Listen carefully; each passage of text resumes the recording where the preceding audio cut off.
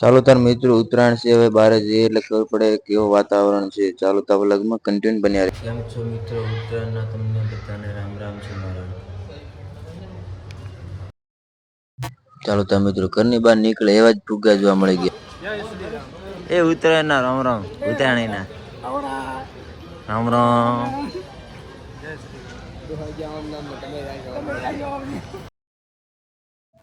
ચાલો તાર મિત્રો હવે ચા પીવા.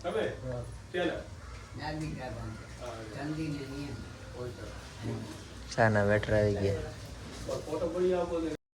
ચા બીજો પણ અમે આવી ગયા છે હવે ઢાબા ઉપર પતંગ ચગાવવા માટે. તો ચાલો મિત્રો.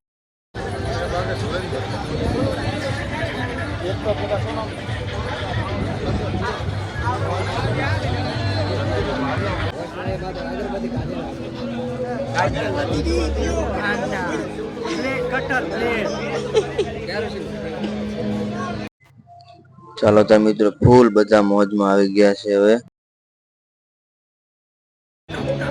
ખબર નહીં કે જીગરભાઈએ પોતાનું કપાઈ નાખ્યું. પતંગનો બેટા બાદશાહ મિસ્ત્રી અમે પતંગનો બેટા બાદશાહ નરેશ મિસ્ત્રી કાપવામાં બહુ દોસ્તાર.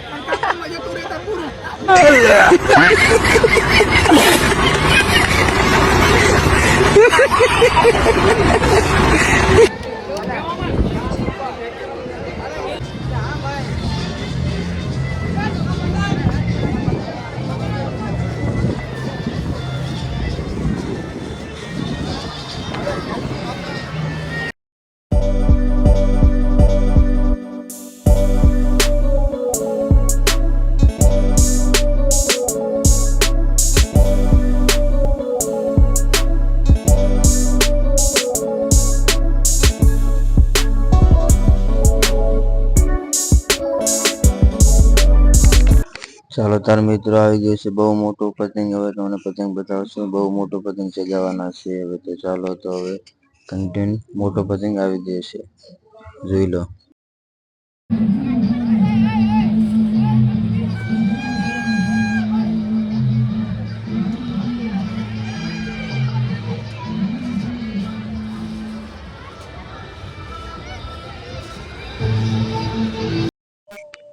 મોટો પતંગ ચગાવવા માટે ભાઈ મોટી દોરડી જાડી બાંધવી પડે, જોઈ લો.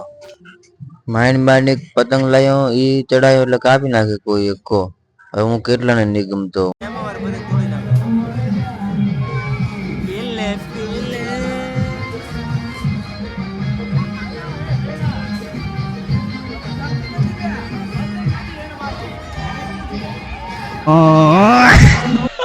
આજે ઉત્તરાયણ છે ને મોટી 11 છે, એના માટે ગોળ ચારવા ગાયને જવાનું. શું લેવાનું મિત્રો?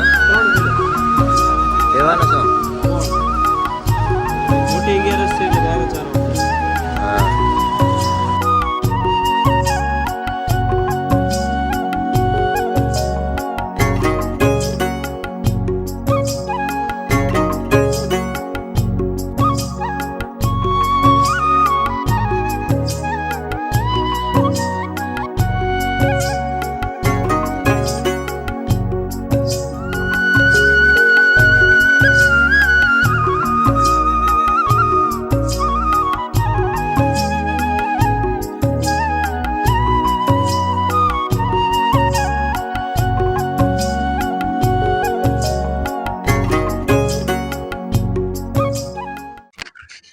અહીંયા આયા તો ખબર પડે કે ગાયો ગોળ ખાતી નથી. પછી ગોળ ખવડાવે, મહેનત બહુ કરી પણ ગોળ ખાધો જ નહીં ગાય. પછી વિચાર કર્યો હું કરીશું. પછી તેમને પૂજારી કીધું કે ગોળ ગાય નહીં ખાય, હવારની ખા ખા કરે છે, એટલે તો કેમ કરો ગોળ મૂકી દો અને ઘાસ ચારી નાખો. તમે ઘાસ ચારવા ગયા ગાય માટે. ગજની દજા ફરકે નમે હજારો સી 56 પગથિયે સ્વર્ગ મળે મારો દ્વારકાધીશ. હે સોનાની નગરીને રૂપાના છગે ગાયોનો ગોવાળ મારો દ્વારકા. ચાલો તાર મિત્રો આપણો વ્લોગ અહીંયા પૂરો કરશું. જય માતાજી. નવા વ્લોગમાં ફરી પાછા મળશું.